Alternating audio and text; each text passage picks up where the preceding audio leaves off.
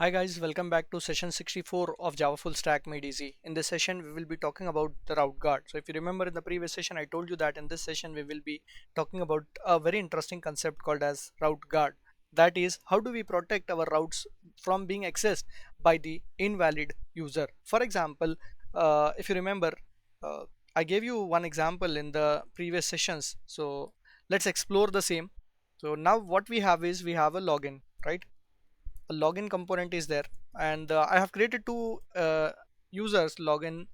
One is the admin user and there is one normal user, right?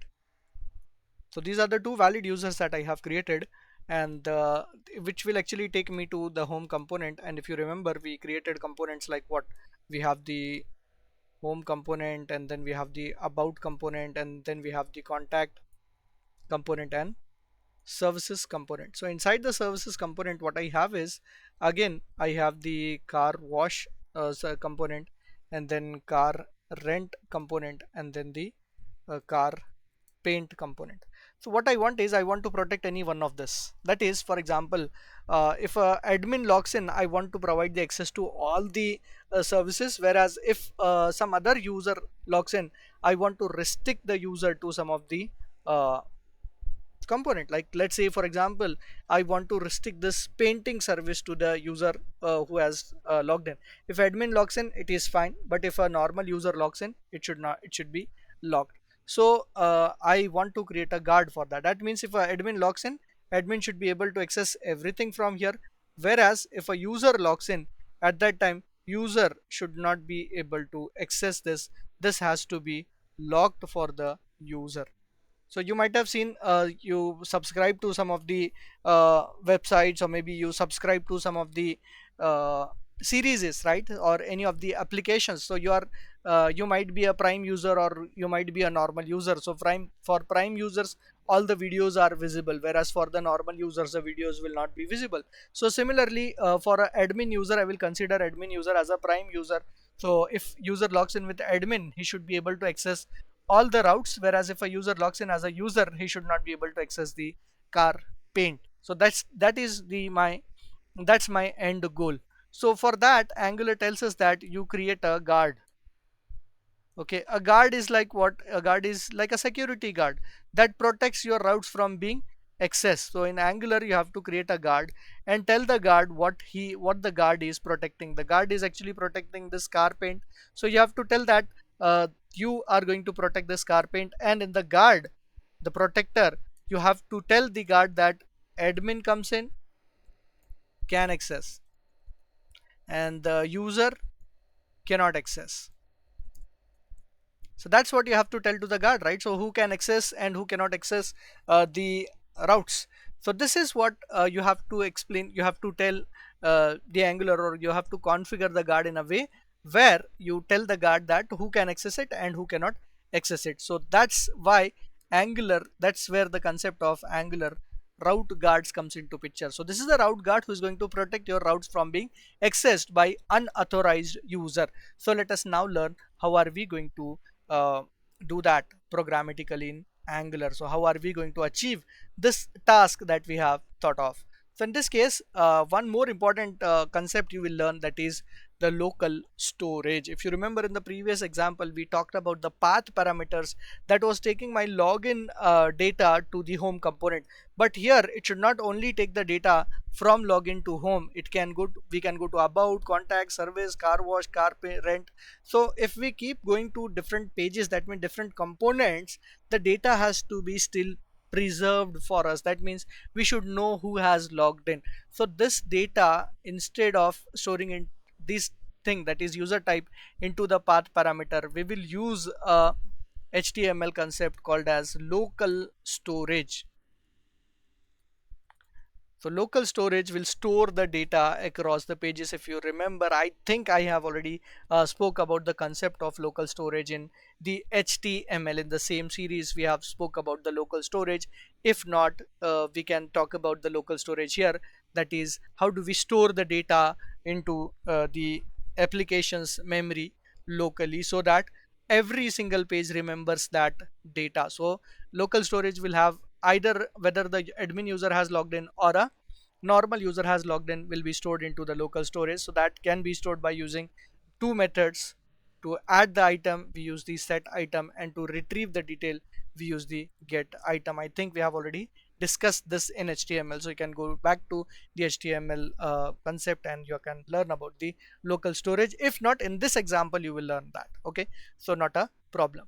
So this is the requirements that we are going to implement. So first thing is that we already have login, we already have the admin and the user.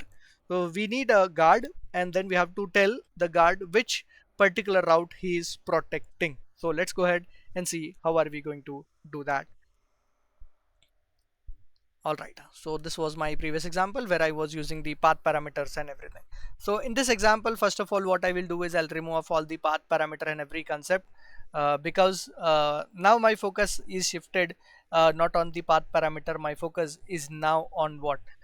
It's on the concept of local storage. So instead I will be talking about the local storage itself, and how are we going to configure the guard, and also how are we going to configure the routing to for us to be able to go to that. Fine, so let's go ahead and understand that. For example, so in this case what I'll do is I'll first create a guard. So to create a guard in Angular, it is pretty simple. Again, you just do a ng generate guard. You cannot do a yeah, ng generate guard. So nggg generate guard.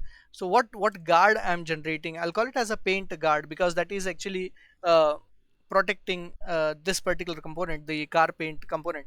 So I'll create the guard as paint. Now the moment I create a guard, you notice that it is asking me for what purpose you are creating a guard, whether for activating that particular route, or activating the child of that route, or maybe deactivating that. So it is asking me to select a uh, interface for the same. So in this case I'll be selecting a CanActivate, so that I can protect the activation of that.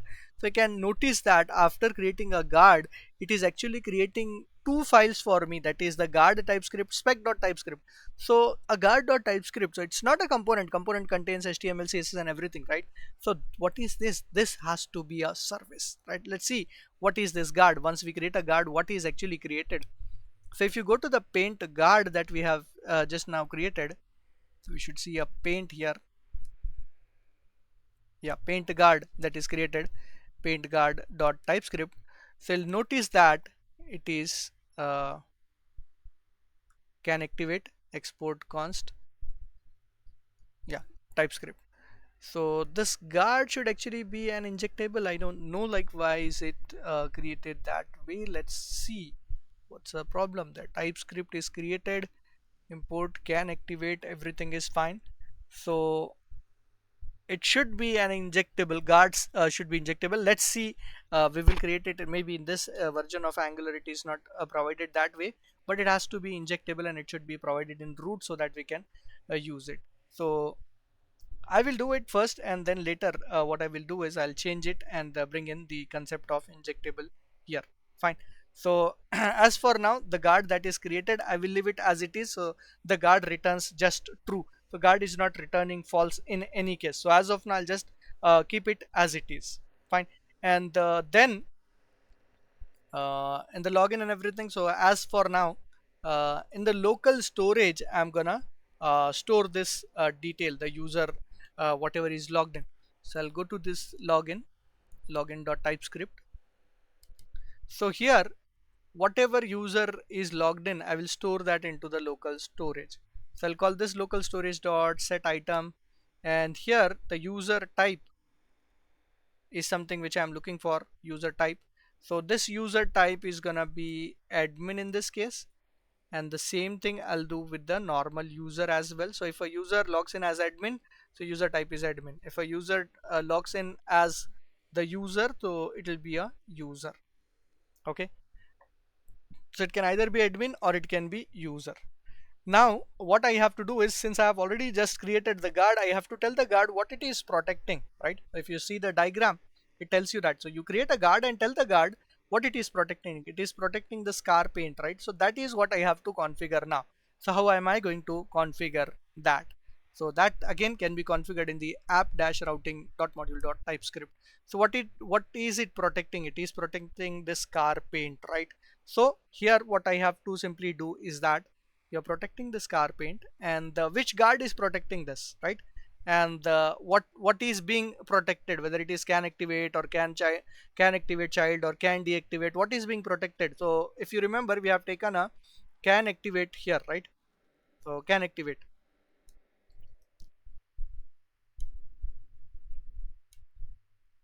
Fine. So it is can activate, so which is what the guard is protecting. So I'll go here and I'll say it is protecting the can activate. So what guard is that which is protecting this? So we have created a guard, and that is our paint, right?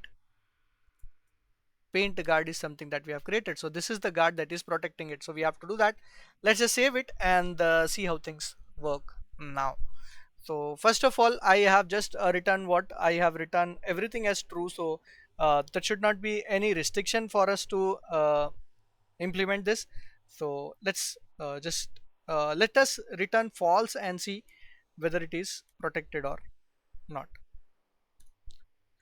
So let's save it and go to the browser and first see this, and I've logged in. Let's go to our services. So our services cannot be activated. The entire our services is being protected now, right? So let's go and make it true first. Let's save it. Oh, okay, that is because no user is given. So everything can be used now. Let's go ahead and see where did I configure this in the child. Yeah, can activate. So this looks good. So can activate is protecting the services, and under the services it is protecting a children car paint. Okay, sorry. So that's the first thing that we have written, right? So you redirect it to car wash, or else yeah, that's fine, and will protect the car paint. Fine. So car rent, all that is fine. So now the guard, what I will do is I'll say the guard is returning false. So our services, so car rent, you can see car rent works. Wash your car, that works fine. But when I click on paint your car, it does not work here. That's because we have protected it, right? So once you protect this through a guard, so the guard says that nobody can access it now.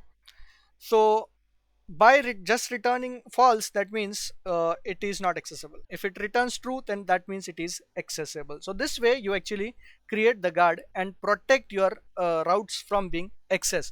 So in this example, first I'll share you this example, a simple example where you can protect the routes. So for that I simply created a ng generate guard, and then the guard.typescript I'll give you, app routing.module.typescript. Two things I will give you. Fine. So this is our what, day 64.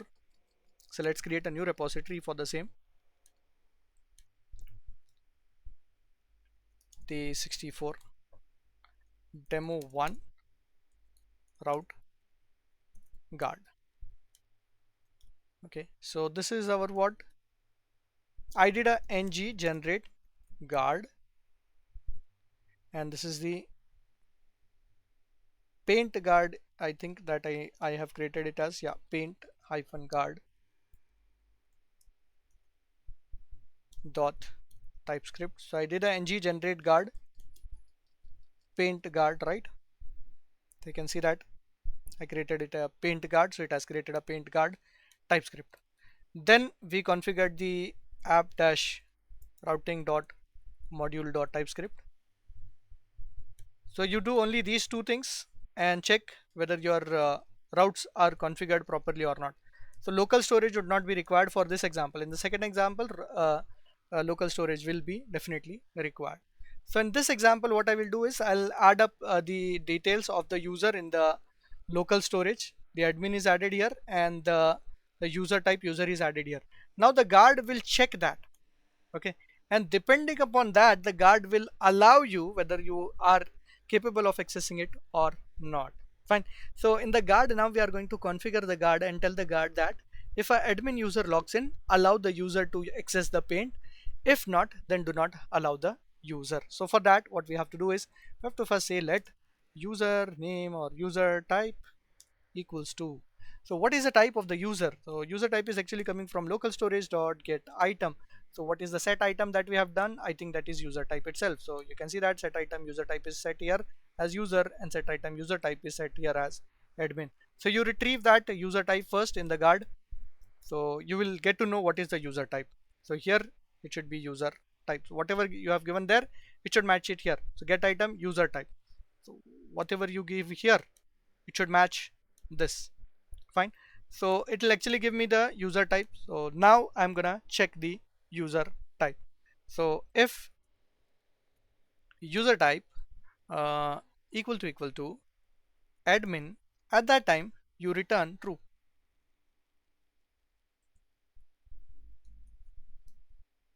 Else you return false. Okay. So for other user it will return false. It means that you cannot access it, right? So that's what I want to return. So let's just save it and see how things work now. So I'll go to login first, and from login I'm using an admin, and I log in using admin 123. So it logs in. Local storage stores admin now. I'll go to our service and click on this car paint. It says that car paint works. Similarly, now I will log in with a different user. That is going to be a normal user, and it is user 123. So I hit on login. It's a valid user. Our services. It can access car rent, can access wash your car. But when I click on paint your car, you can see that it is unable to access that because this user, the user is not authorized to access this. The guard is telling, the guard in this case returns false. The guard sees whether it is an admin user. If it is admin user, guard allows that to be accessed. If not, the guard protects that from being accessed. So guard checks the username, and then the guard we have activated on what? Can activate on the car paint. So the car paint guard, if this returns you true, that means you can access it. If not, then you cannot access it. So that way we can make use of Angular guards and protects the route from being accessed. So I hope the concept is clear to you about the local storage and about the Angular guards as well. So let me share this example with you. What I have done in this case is, first of all, login.typescript. That's what I have configured. So demo2 fully functioning route guard. Okay. So here login.typescript, where we are storing which user has logged in the local storage, right? And based on that, our guard is checking who has logged in. So it is what? Paint hyphen guard dot typescript. That's what I have enhanced now. Paint hyphen guard, and the app dash routing dot module dot typescript. So this is what I have configured. All done. So this example, what it does, this example actually logs in. So for this example, what you have to do is you do configure this.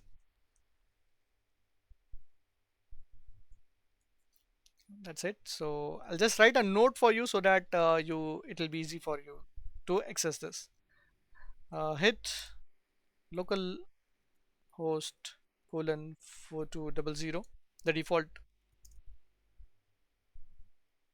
URL that opens a login page. Then login using admin user, which is username admin, password admin 123. Then try to access the service car paint. Same way, again hit 4200, log in using normal user, which is username is user, password is user123. Try to access the service car paint. You won't be able to use car paint as you are unauthorized for it. Okay, so that's what we have configured in route guard. So I hope the concept of route guard is clear to you. If there are any confusions, then you can always reach out to me on LinkedIn, and you can comment on the videos for the same. So in the next session, we will be talking about the most important topic of Angular, that's going to be the HTTP services in Angular, by using which we can actually call up the APIs and communicate with the APIs. So that will be pretty interesting, and in real time a lot of API calls are used in Angular because the data actually comes up from some database or some API. So we will be starting to discuss about the Angular HTTP services from the next session. Hope you're enjoying the series. If you're enjoying the series, do like the series and comment on the videos. If there is any confusion, share it with your friends so that even they can learn along with you and I get more subscribers. Subscribe to my channel. It keeps me motivating. It keeps me motivated, and I get that energy to create more such content for you. So see you in the next video. Thank you for your patience.